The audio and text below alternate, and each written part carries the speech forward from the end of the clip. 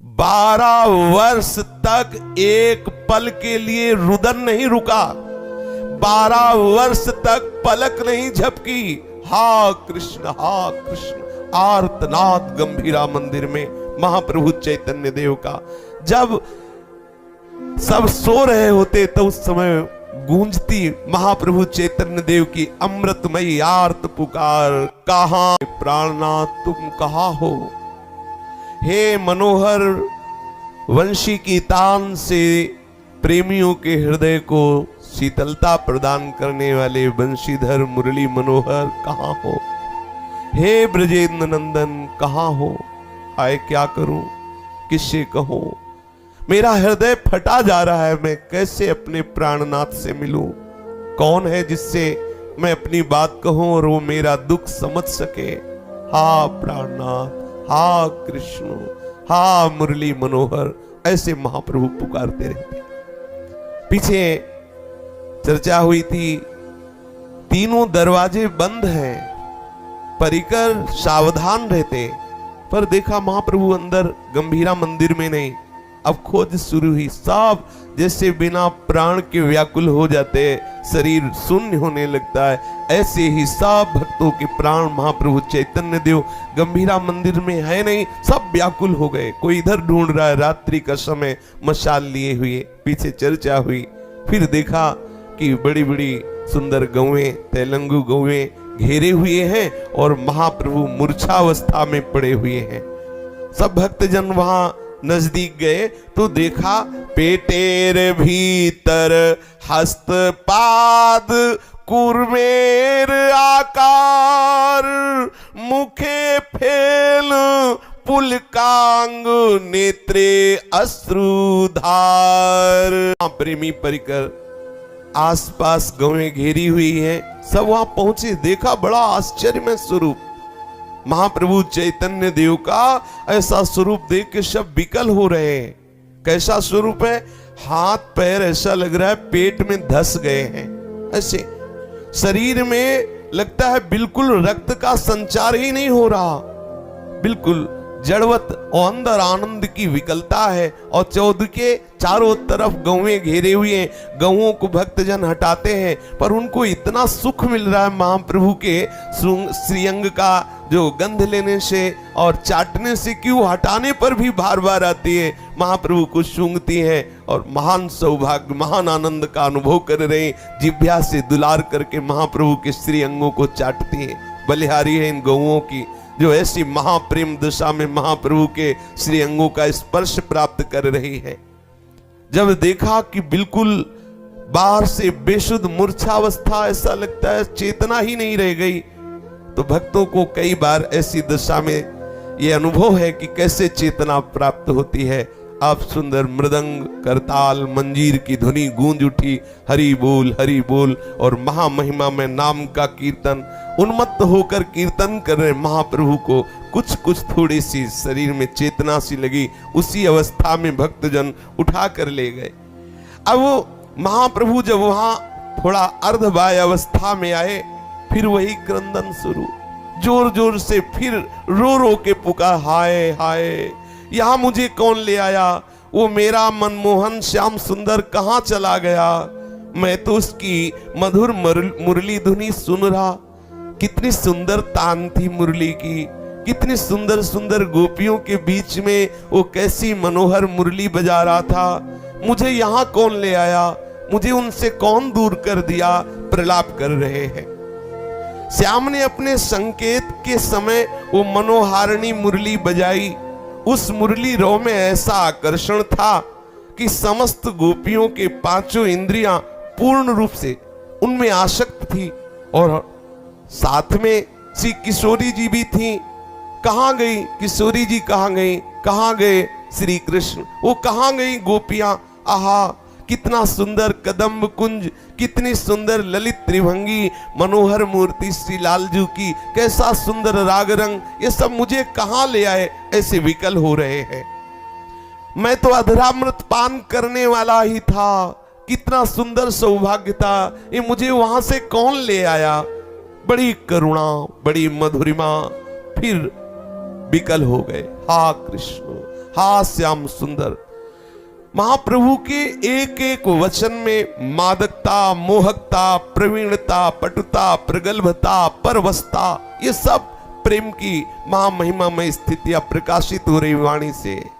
ऐसी आसक्ति भरी कृष्ण, हा कृष्ण, जो सुनते उनके हृदय फट रहे थे। ऐसी प्रेम रस आसक्ति से भरकर महाप्रभु पुकार रहे हैं। अरे वो तो मेरे से हंसी कर रहा था, मेरे साथ ठिठोलियां कर रहा था, कहां गया वो, कहां चला गया? ऐसे उन्माद अवस्था में महाप्रभु बोल रहे। फिर चौंक कर कहने लगे, स्वरूप यहां मुझे कौन ले आया? मैं यहां कैसे आ गया? मुझे यहां क्यों ले आए? अभी अभी तो मैं वृंदावन में कदम्ब कुंज में अपने प्राणधन श्री श्याम सुंदर की मधुर मुरली सुन रहा था, देख रहा था। पास में किशोरी जू और समस्त गोपियां कितनी आह्लादित हो रही, वहां से मुझे क्यों ले आया गया? प्रभु की ऐसी दशा देख करके स्वरूप गोस्वामी ने तत्काल इशारा किया, श्रीमद् भागवत ली और महाप्रभु के भाव का शमन करने के लिए वो श्लोक बोलने लगे। श्रवण मात्र से फिर प्रभु को प्रेम उन्माद और बढ़ने लगा। जीव का त्यों वही उन्माद, फिर हा कृष्ण, हा कृष्ण। बार बार स्वरूप गोस्वामी से कहते, हाँ हाँ और सुनाओ, और सुनाओ। ठीक है, वाह वाह, कैसा मेरा प्रीतम सुंदर, ओह कैसी सुंदर बंसी बज रही। प्रेमोन्माद में ऐसा रसमय प्रलाप करते और वो सुंदर श्लोक गायन करते। प्रेम छेद रुजो वगच्छति हरिर्नायम न च प्रेम वा स्थाना स्थानम वैति नापि मदनो जानाति नो दुर्बला अन्यो वेद न चान्य दुःखमखिलं नो जीवनं वाश्रवं दुत्रिणीयेव दिनानि यौवनमिदं हा हा विधे का गतिः। जब स्वरूप गोस्वामी जी ने श्लोक गाया तो महाप्रभु स्वयं इस श्लोक का भाव प्रकट करने लगे। हाय हाय, कितने दुख की, कितनी असह्य वेदना की बात है, कितना निर्दयी है ये मेरा प्रीतम, कितना निर्दयी है। हम अबलाओं को तड़पते हुए देख करके भी इसे दया नहीं आ रही, ऊपर से ये मदन हमारे ऊपर प्रहार पे प्रहार करता जा रहा है। कितनी वेकली है, कैसी विवस्था है, कोई मेरे मन की बात को क्या जाने। अपने दुख का आप ही अनुभव हो सकता है। अपने पास तो कोई प्यारे की रिझाने की वस्तु नहीं, जिससे मैं अपने प्यारे को रिझा सकूं, ऐसी कोई वस्तु नहीं। अच्छा, हम मान लेते हैं कि जो मेरा ये नव यौवन है, इस नव यौवन से हम प्यारे को रिझा लेंगे तो 2-4 दिन का है, इसका भी क्या भरोसा। ये स्थायी नहीं है, ये क्षण भंगुर है। मैं किस वस्तु से अपने प्रीतम को रिझाऊं? 2-4 दिनों के बाद ये अंधेरा ही अंधेरा, क्योंकि ये यौवन स्थायी नहीं है। हा विधाता, कैसी वाम गति है, कैसा अपार दुख हम अबलाओं के ऊपर आपने दिया। भाव में डूबे हुए हैं महाप्रभु चैतन्य देव, अपने को इस समय महाभाव में विकल करके फिर बोल रहे। मुझ अबला के ऊपर इतना प्रहार, एक तो मदन प्रहार कर रहा है, दूसरा प्रीतम निष्ठुर हो रहा है। हाय, मैं किससे अपने दुख की बात कहूं? वैसे ही एक तो हम अबला, रहे सहे बल को इस विरह ने जलाकर राख कर दिया है। मैं तो अति दुर्बल अबला हूं, मैं इस दुख को कैसे सह सकती हूं? इस प्रकार प्रभु प्रलाप कर रहे हैं। विरह वेग के कारण आप ही विरह संबंधी श्लोक गायन करते हैं, फिर उनके भाव विकल होकर बोल रहे हैं। इस प्रकार एकदम भाव बढ़ा, फिर जोर से रो पड़े और चिल्ला करके कहने लगे, हा कृष्णो, हा प्राणनाथ, हा पद्मलोचन, ओ दिव्य सद्गुण के सागर, तुम कहां छिपे हो? ओ श्याम सुंदर, ओ पीतांबरधारी, ओ रास विलासी, हाय मैं कहां जाऊं जिससे तुम मिल जाओ? कैसे मैं तुम्हें पाऊं? तुम कहो, जहां तुम मिलने के लिए कहो वहां मैं आ जाऊं। बड़े विकल होकर के महाप्रभु चैतन्य देव ऐसे अश्रु प्रवाह करते हैं और भागने लगते हैं। इतना कहते कहते प्रभु भाग रहे। स्वरूप गोस्वामी जी और भी परिकर दौड़ दौड़ करके महाप्रभु को पकड़ते हैं, गोद में ले लेते हैं, बैठाने की चेष्टा करते हैं, मूर्छा को प्राप्त हो जाते हैं। महाप्रभु फिर चेतना आती, अश्रु प्रवाह। आश्चर्य की बात, ये 1-2 दिन, वर्ष 2 वर्ष नहीं, 12 वर्ष तक अनवरत कोई न त्रिभुवन में हुआ है न ऐसा होगा। अगर कोई होगा तो वही होंगे। इतना प्रेम, इतना महाविरह प्रभु का कोई झेल ही नहीं सकता, नहीं झेल सकता। कोई शरीरधारी की सामर्थ्य नहीं, वो तो स्वयं प्रभु है। इसीलिए इतनी महामहिमामय स्थिति का दर्शन करा रहे। जहां थोड़ा होश आता है फिर विकल होकर के पुकारने लगते हैं। ये बार बार उन्माद दशा, मोह दशा और ये अत्यंत महिमामयी प्रेम की दशा इन्हीं महापुरुषों की कृपा कटाक्ष से प्रकट होती है। असंख्य प्राण हो तो प्रेमी एक क्षण में न्योछावर कर दे, ऐसा समर्पण होता है। महाप्रभु की ये दिव्य उन्माद अवस्था बढ़ती जा रही और जो प्रेमी जन है उनका हृदय विदीर्ण हो रहा है। कैसे प्रभु की इस भाव दशा का स्मरण हो, कैसे प्रभु को हम सुख पहुंचा सकते। इतना आर्त अपने लोगों की तो वाणी में वो भाव ही नहीं, तो आर्त कैसे प्रकट हो। जब महाप्रभु हा प्राणनाथ कह के तो पुकारते रोते, तो ऐसा जो प्रेमी उपासक जन सेवा में थे ऐसा लगता प्राण निकल जाए। इतनी विकलता होती महाप्रभु के पुकारने में, इतना प्रेम, इतना आर्त होता, इतनी मिलन की आकांक्षा, इतनी विवशता कि श्रवण करने वाले का हृदय फटने लगता। कैसे श्री कृष्ण मिले जो सरस हैं, भावुक हैं, पर पीड़ा का अनुभव करने वाले हैं और श्रृंगार रस के उपासक हैं। उनका अत्यंत कोमल द्रवित हृदय ही थोड़ी भावना से समझ सकता है कि अपने प्रीतम के मिलन के लिए जब विरह तड़पन होती है तो कैसा होता है। ये तो कोई प्रेमी उपासक ही जान सकता है। जिनका अंतःकरण नाम जब से रसिकों के संग से, प्रेमियों के संग से लुजलुजा हो गया है, जरा सी बात सुनते ही आंसू निकलने लगे, हृदय द्रवित हो गया, वो इन प्रेम की बातों को समझेंगे। कठोर हृदय वालों के तो ऐसा जैसे सब कथाएं होती हैं ऐसे ये भी कथा हो रही, उनको थोड़ी ऐसा लगे। लेकिन थोड़ा भी हृदय तो उसका हृदय फटने लगता है। हाय, मेरा भी तो जीवन शून्य हो रहा है, मेरे भी जीवन में तो निराशा है, कैसे प्रीतम मिले। वो ठीक वैसे विकल होने की भावना करने लगता है। उसका हृदय तब समझता है कि कैसी विकलता होती प्रेम में, कैसी विवशता होती है प्रेम में। बलपूर्वक कोई इस प्रेम को प्राप्त करना चाहे तो किसी में इतनी सामर्थ्य नहीं है। ये तो दैन्यता पूर्वक प्रेमी जनों के संग से इस प्रेम का परिचय प्राप्त होता है। महाप्रभु की प्रतिपल विरह वेदना बढ़ती जा रही है। वो सदैव महाभाव में स्थित है, अपने आप प्रलाप कर रहे हैं, कभी मूर्छित हो जाते हैं, कभी कृष्ण को कहाँ पाऊं, श्याम सुंदर कैसे मिले, ये बार बार उनके मुख से निकल रहा है।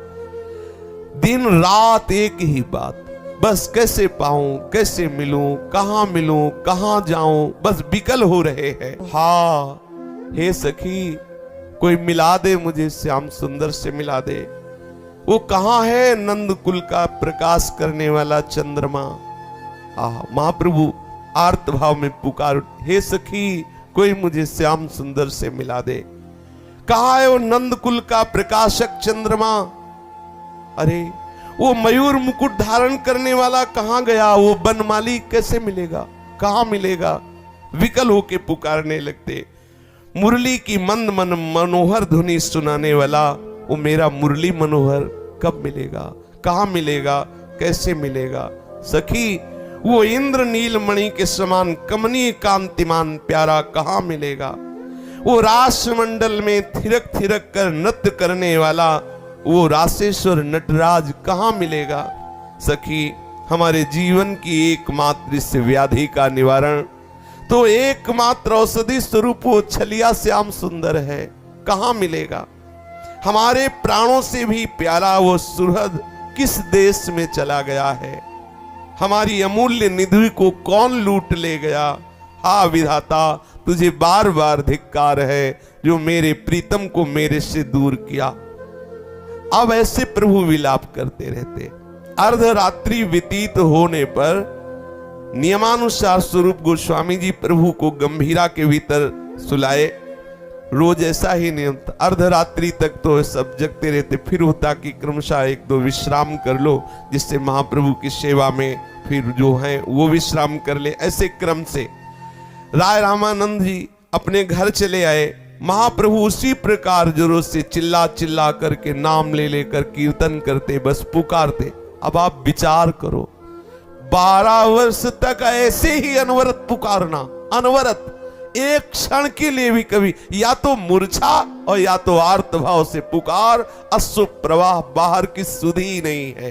ये किसी शरीरधारी में नहीं हो सकता। ये तो प्रभु ही जब अवतरित होते हैं तब उनमें ऐसी महाद किंचन मात्र अंश मात्र से दशाएं प्रकट होती।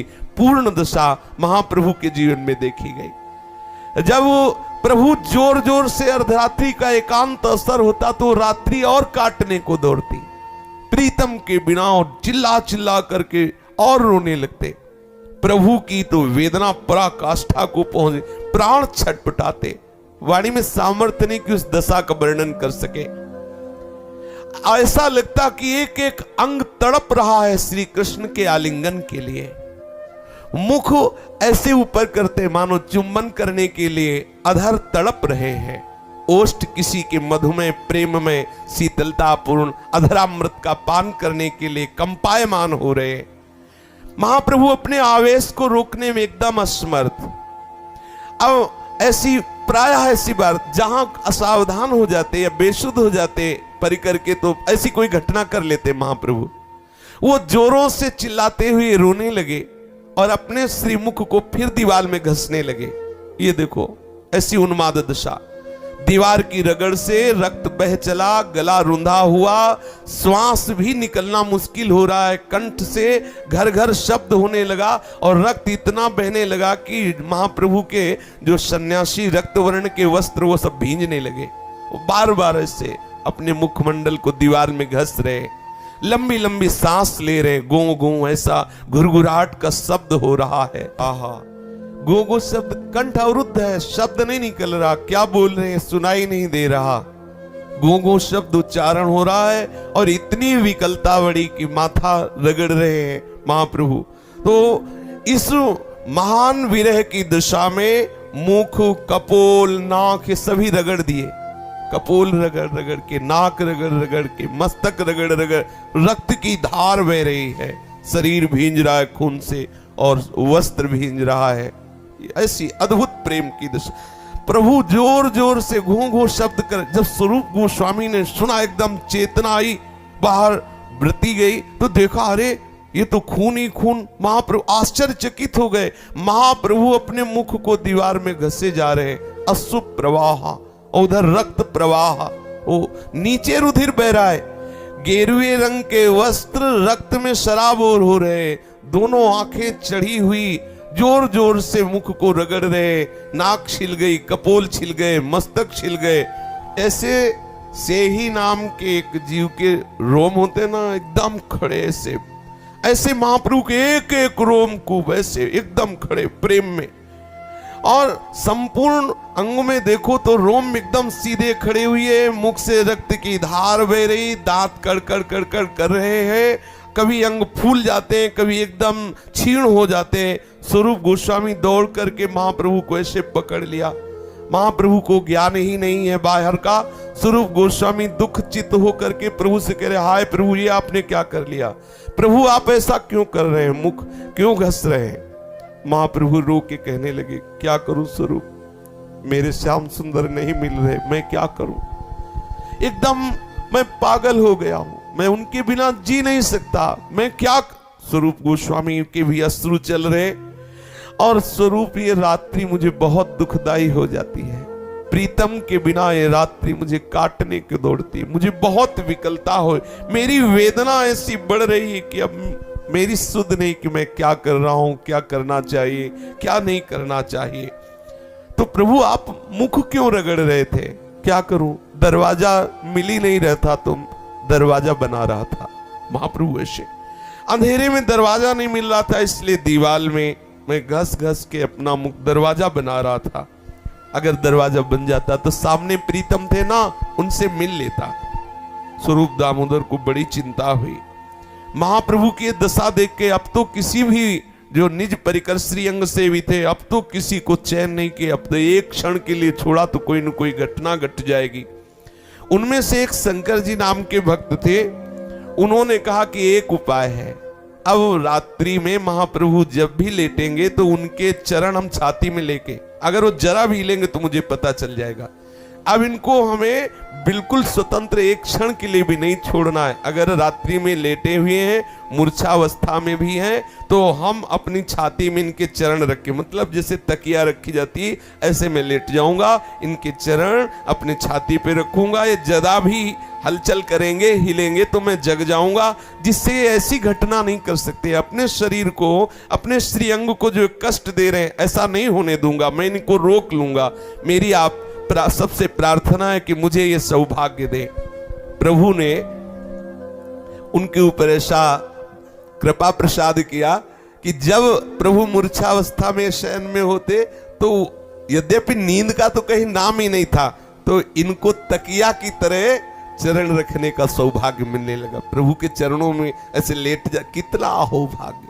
महाप्रभु के ऐसे गोरे चरणारविंद अपनी छाती में, कितना, यही तो प्रभु कृपा करते हैं, तब ऐसे महान सौभाग्य का संयोग बना देते हैं। अब अगर जरा भी करवट ली वो जाकर के बैठ जाते, देखते जरा भी हिले तो वो जग कर बैठ जाते। प्रभु के चरणों को अपने वक्षा स्थल पर रख के ऐसे पकड़ के लेटते। इसीलिए इनका नाम हुआ प्रभु पादो पाधान। प्रभु पादो पाधान, सचमुच सचमुच महान धन्यवाद इन भक्त के जो प्रभु के श्री चरणों की तकिया बने। विरह व्यथा में उन्माद अवस्था और मोह अवस्था का पूर्ण दर्शन और मृत्यु दशा, ये आखिरी दशा है। पर आश्चर्य की बात है कि इसमें मृत्यु दशा होती, मृत्यु हो जाए तो कम से कम चैन मिल गया, शरीर छूट गया और अपने प्रीतम से मिल गया, लेकिन मृत्यु नहीं आती, मृत्यु दशा होती है प्रेम की। बड़ी अद्भुत, बड़ी महिमामयी। ये तो कोई ईश्वर कोटि के महापुरुषों में ही दशा का प्रादुर्भाव होता है। कभी शरीर एकदम सन्न पड़ गया, कोई हिलन डुलन नहीं, भक्तजन व्याकुल हो जाते। कभी प्रभु के ऐसे पूरा शरीर बहुत जोर से कंपायमान हो रहा है, कभी पूरे शरीर पसीना पसीना हो, कभी मुख म्लान, कभी आंखों से अश्रु की धारा, गला रुंध जाता, कोई शब्द उच्चारण ना होता, कभी देह में बहुत ही विचित्र ढंग से रोमांच, कभी बहुत जोर से हंसते, कभी बहुत जोर से रोते, कभी नाचने लगते, कभी गाने लगते, कभी उठ करके इधर उधर भागने लगते, कभी क्षण में धड़ाम से मूर्छित होकर भूमि पर गिर जाते। ऐसी महामहिमा में प्रेम की दशा महाप्रभु में प्रकट होती। एक दिन राय रामानंद जी ने श्रीमद् भागवत के 33वें अध्याय में से प्रभु की कालिंदी कूल की जल क्रीड़ा की कथा सुनाई। अब प्रभु ने कथा सुना और बस उसी में डूब गए, उसी भाव में। प्रभु दिन भर उसी लीला में डूबे रहे। दिन बीता, रात्रि आई, प्रभु की विरह वेदना बढ़ने लगी, अपने को संभालने में बिल्कुल असमर्थ।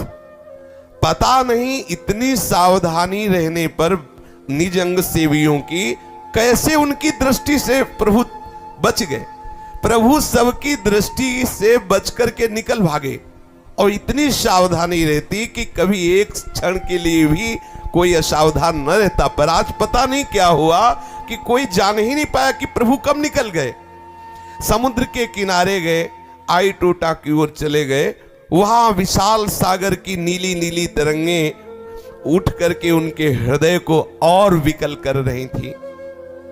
बार बार तन्मयता पूर्वक को देख रहे थे समुद्र की लहरों को। महाप्रभु वहां बैठे, ऐसा लग रहा था कि हृदय एक मधुर संगीत से युक्त हो रहा है। उस संगीत स्वर को श्रवण करते करते प्रेम की इस पागल दशा में महाप्रभु ने देखा कि परम पावन यमुना जी प्रवाहित हो रही। समुद्र के किनारे बैठे बैठे तरंगे देखते देखते एकदम ऐसी भाव दशा आई कि स्त्री यमुना जी, बहुत सुंदर यमुना जी, नील वर्ण का जल प्रवाहित करने वाली है। उनको देख करके हृदय में अद्भुत उत्साह। उस सागर की सुषमा की जगह अब यमुना जी की शोभा सुषमा। फिर एकदम दृश्य बहुत सुहावनी शरद की रात्रि है, पूर्ण चंद्रमा खिला हुआ है। ओहो, आनंद ही आनंद बरस रहा है। यमुना जी प्रवाहित हो रही, यमुना का पावन पुलिन है, शरद चंद्रमा की चांदनी छिटक रही है, महाप्रभु अपने भाव में डूबे जा रहे हैं। अब उनमें ऐसा श्री कृष्ण चंद्रजू के स्पर्श करने के लिए व्याकुलता हुई कि ये यमुना, ये पावन वृंदावन, ये शरद चंद्रमा की छिटक चांदनी और प्रीतम दूर, भारी विकलता उनके हृदय में। अब वो तो कालिंदी में कूदने के लिए उत्साहित होने लगे। ये विस्मृति एकदम कि हम यहां पुरी में हैं, समुद्र के तट पर है, ऐसी कोई शुद्धि नहीं। देखा कि उनका प्रीतम गोपिकाओं के साथ जलकेली कर रहा है। ओहो, अब तो कैसे अपने को रोक सकते। जब देखा प्रीतम श्याम सुंदर ऐसी सुंदर यमुना जी में अपनी प्राण प्रिय गोपिकाओं के साथ जलकेली कर रहे, फिर क्या, आप हुंकार मारी और उछले और समुद्र में कूद पड़े। वो तो देख रहे ना यमुना जी को, और देख रहे सामने गोपी जनों के बीच में श्री लाल जी जलकेली कर रहे। जोरों से हुंकार किया और अथाह समुद्र के जल में कूद पड़े। अब वो तो प्यारे के साथ जल विहार का आनंद ले रहे। बाहर से बेशुद्ध, बाहर से शरीर इस मृत्यु दशा को प्राप्त हो रहा है, जो प्रेम की मृत्यु दशा है। बाहर से कोई चेतना नहीं, अंदर से उनके भाव देश में गोपिकाओं के साथ प्रीतम जलकेली कर रहे हैं, यमुना की उसी में वो सम्मिलित है, और बाहर से शरीर अथाह समुद्र में लहरों में ऐसे तरंगायमान हो रहा है। पूरी रात्रि बेसुध अवस्था समुद्र के जल में।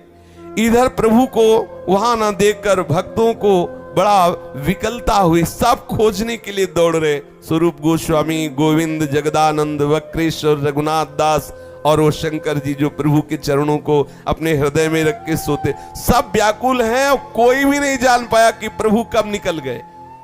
सब खोज में भाग रहे हैं। जगन्नाथ जी के मंदिर के सिंह द्वार से लेकर तिल तिल जगह पुरी की खोज रहे, कहां है महाप्रभु। सभी के साथ जगन्नाथ वल्लभ नामक उद्यान में वहां गए, वहां भी खोजा, वहां से भी निराश। गुंडचा मंदिर गए, सुंदरचल में उन्होंने इंद्रद्युम्न सरोवर, समीप के सभी बगीचे, सभी मंदिर, सब परम आश्चर्यचकित खोज रहे, रो रहे, कहां गए महाप्रभु, कहां गए। इस प्रकार उन्हें जब कहीं भी प्रभु का पता नहीं चला, तब वो सब निराश होकर पुरी में लौट आए। अब सब विकल हो रहे, संपूर्ण रात्रि खोजा लेकिन प्रभु कहीं नहीं। अब वे तो वही जान सकते हैं जो अपने प्रीतम से विलग होते हैं कि कैसी विकलता महाप्रभु के लिए उन निज परिकर की होगी। महाप्रभु मिले ही नहीं, सब खोज, भारी विकलता, संपूर्ण रात्रि विकलता पूर्वक। प्रातः काल के समय स्वरूप गोस्वामी ने कहा कि एक जगह रह गई, समुद्र के किनारे किनारे बहुत दूर तक खोजते हैं। हो सकता है महाप्रभु समुद्र के किनारे कहीं मूर्छावस्था में पड़े हो। प्रभु को खोजने के लिए समुद्र की तरफ चल पड़े। समुद्र के किनारे किनारे सब प्रभु को ढूंढ रहे हैं, और महाप्रभु को शुद्ध नहीं, रात्रि भर उसी जल में कभी डूब जाते, कभी तरंग में उछल जाते, कोई शुद्ध ही नहीं है। पूरा जल सब उदर में जा रहा है, मृत्यु दशा, बाहर कोई शुद्ध नहीं, बिल्कुल शुद्ध नहीं। उसी समय वहां एक मल्लाह जाल डालकर मछली पकड़ रहा था, तो महाप्रभु उस समय जैसे तरंग आई तो कभी जल के ऊपर कभी जल के नीचे, और मृत्यु, प्रेम की मृत्यु दशा है, शरीर विकृत है, और मल्लाह के जाल में महाप्रभु फंस गए। बेशुद्ध है, समुद्र के जल में डूबे हुए हैं। उसको बड़ी प्रसन्नता हुई कि वजन देख करके कि कोई अच्छा मत्स्य पकड़ में आ गया, अब तो मुझे अच्छा धन मिलेगा। उसने जब जोर से खींचा और नजदीक जाके देखा तो उसने देखा है तो कोई मुर्दा है, क्योंकि कोई चेष्टाएं नहीं दिखाई दे रही। महाप्रभु तो प्रेम की इस मृत्यु दशा को प्राप्त है। वो उठा करके प्रभु को ऐसे किनारे छोड़ दिया, क्योंकि उसको पक्का है कि कोई मुर्दा है, उसको ये थोड़ी है कि कोई महाप्रभु चैतन्य देव ऐसी प्रेम दशा में है। अब आश्चर्य हुआ कि महाप्रभु को स्पर्श करके उसने समुद्र के किनारे लिटाया ना, स्पर्श करना था कि उसकी दशा बदल गई। अब उसके अश्रु चलने लगे, हा कृष्ण और नृत्य, बार बार दोनों हाथ उठा के हरि बोल और कृष्ण कृष्ण और नाचना और रुदन करना। अब प्रभु के श्रीअंग स्पर्श से, देखो ये है संक्रामक रोग, स्पर्श से जो बड़े बड़े साधनों से भी अनुभव नहीं होता, स्पर्श मात्र से महाप्रभु के उसके हृदय में ऐसा प्रेम प्रकट हो गया। अब वो कभी प्रेम विवल होकर समुद्र के किनारे की भूमि में लौटता, कभी पुकारता हा कृष्ण, कभी नाचता, कभी हंसता, कभी गाने लगता। अब जो उसके और जन थे उन लोगों ने देखा जो दूर और कहीं मार रहे होंगे मछली, नजदीक, अरे बोले इसमें तो कोई भूत लग गया हमें लगता है, क्योंकि ऐसी दशा उसके, अब वो क्या जाने बेचारे प्रेम की दशा, भयभीत हो गए। उसे भ्रम, उसको भी भ्रम हो गया कि मुझे लगता है कोई भूत मेरे में प्रवेश कर गया, इसीलिए ऐसा हो रहा है। इसी भय से वो भागता भागता आ रहा था। इतने में ये निजी परिकर श्रीअंग सेवी महाप्रभु चैतन्य देव के वो सब खोजते हुए आ रहे थे। उसकी दशा देख करके ही स्वरूप गोस्वामी समझ गए कि इसे महाप्रभु का स्पर्श प्राप्त हुआ है। आहा, महाप्रभु का ऐसे स्पर्श प्राप्त, उसके अश्रु बह रहे, नाक बह रही, हा कृष्ण, कभी लौट जाता है, कभी नाच रहा है। अच्छा, उसको पता नहीं कि मुझे भगवत प्रेम जो महादुर्लभ वस्तु है वो प्राप्त हो गई है। स्वरूप गोस्वामी ने पूछा, क्यों भाई, तुमने यहां किसी को देखा है? तुम्हारी ये दशा क्यों है? तुम भयभीत क्यों हो? भय से कांपते हुए मल्लाह ने कहा, महाराज मैंने कोई आदमी को तो देखा नहीं, मैं सदा की तरह मछली मार रहा था तो मेरे जाल में एक बहुत सुंदर गोरे अंग वाले वो जाल में फंस गए। मैं जब उनको देखा तो मुर्दा, उनके अंग में कोई भूत था जिसके छूते ही मेरी ये दशा हो गई। ऐसा वो मेरे अंग में समा गया।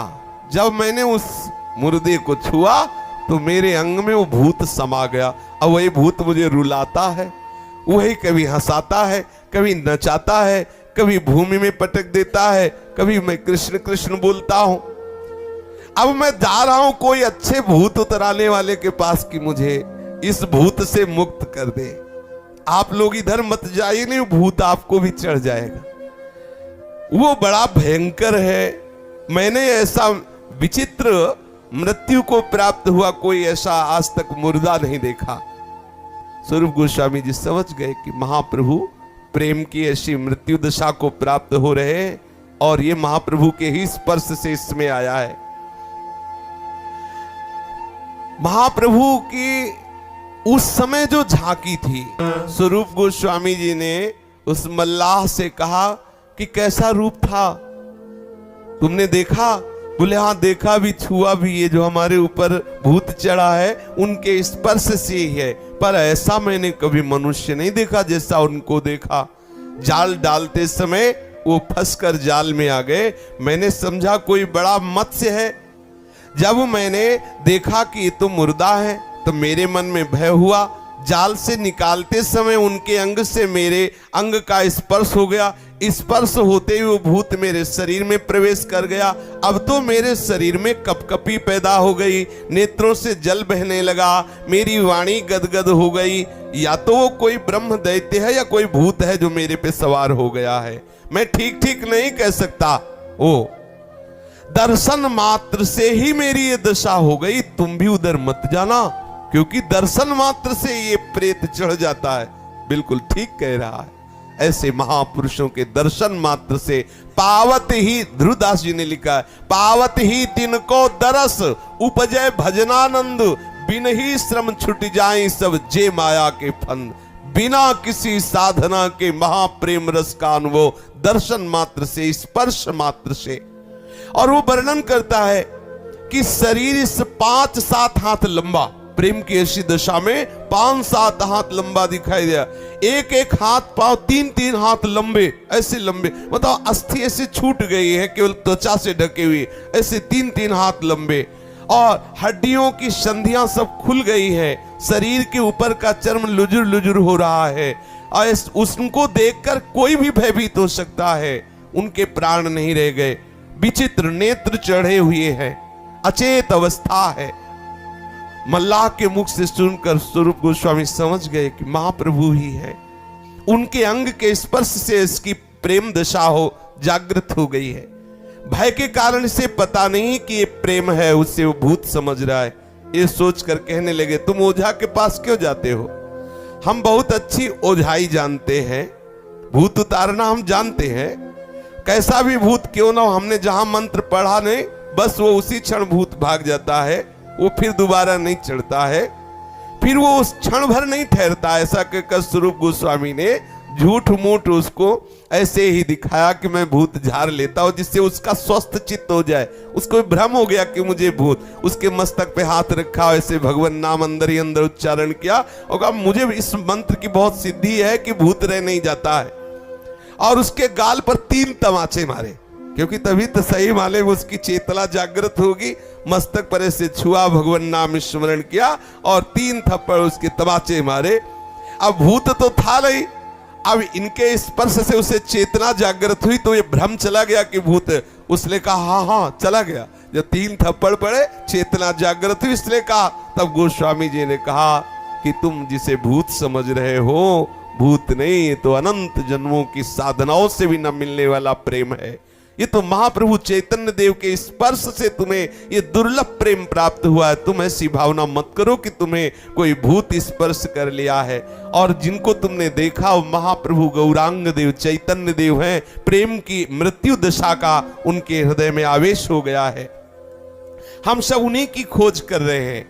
मल्लाह तो बहुत प्रसन्न हो गया, सभी भक्तों के चरणों में गिरा कि आपने बचा लिया, नहीं तो मुझे भ्रम हो रहा था कि कोई भूत मेरे ऊपर चढ़ गया। सब प्रभु के पास पहुंचे, देखा सुवर्ण के समान प्रभु का शरीर चमक रहा है। समुद्र की बालुका मानो पीस करके चांदी उनके श्रीअंग में, आहा, स्वर्णिम कांति से युक्त श्रीअंग, और ऊपर से समुद्र की जो बालुका पड़ी हुई, ऐसा लगता है चांदी को चूरा करके लेप किया गया हो।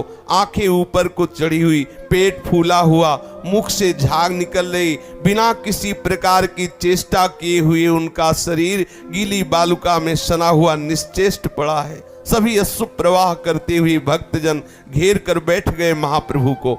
ये मृत्यु की दशा, अंतिम, ये प्रेम की चरम सीमा, विरह प्रेम में ये अंतिम दशा है, मृत्यु दशा। संसारी पुरुष इसे नहीं समझ सकते, ये तो महाप्रेमियों का विषय है। संसारी दृष्टि से तो बिल्कुल कोई कहेगा ही नहीं कि इनमें प्राण है, बिल्कुल पूरे लक्षण मुर्दे वाले इस दशा को प्राप्त महापुरुष में बाहरी प्रकट होते हैं। चैतन्यता की कहीं भी कोई भी वृत्ति नहीं दिखाई दे रही, एकदम बालू में सने हुए समुद्र के किनारे पड़े हैं। बिल्कुल ऐसा प्रतीत हो रहा है कि प्राण रहे नहीं गए, प्राण नहीं संचलित हो रहे।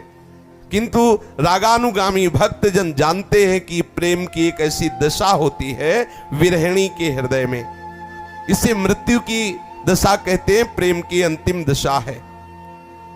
श्री गोविंद दास जी एक पद उद्धृत करते हैं इस प्रेम की दशा का, हे श्याम सुंदर, कुंज भवन में तुम्हारे नाम को विरहिणी दिन रात रटती रटती ऐसी दुर्बल हो गई है कि प्रेम की मृत्यु दशा समीप आ गई है।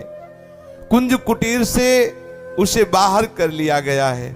प्यारे माधो, तुमसे क्या कहूं, बाहर आने पर उसकी मृत्यु हो गई ऐसा दिखाई दे रहा है। सब सखियां उस मृत्यु दशा को देखकर रुदन करने लगी है। उनमें एक चतुर सखी थी, उसके कान में तुम्हारा नाम बार बार कहने लगी। थोड़ी देर के अनंतर में देखा गया कि तुम्हारे नाम के प्रभाव से फिर प्राण संचलित हुए, नहीं तो मृत्यु दशा को प्राप्त हो गई। फिर वो थोड़ी देर में शुद्ध आती है, गदगद कंठ से हा श्याम ऐसी पुकार उठती है। ये मृत्यु दशा सब गोपियों को प्राप्त हो रही है। श्याम सुंदर, तुम्हारे बिना अगर वो जीवित है तो तुम्हारे नाम को सुनकर, तुम्हारे नाम के बल पर जीवित है। अगर तुम्हें इस बात पर विश्वास नहीं हो रहा है तो चलो हमारे साथ देख लो चल के।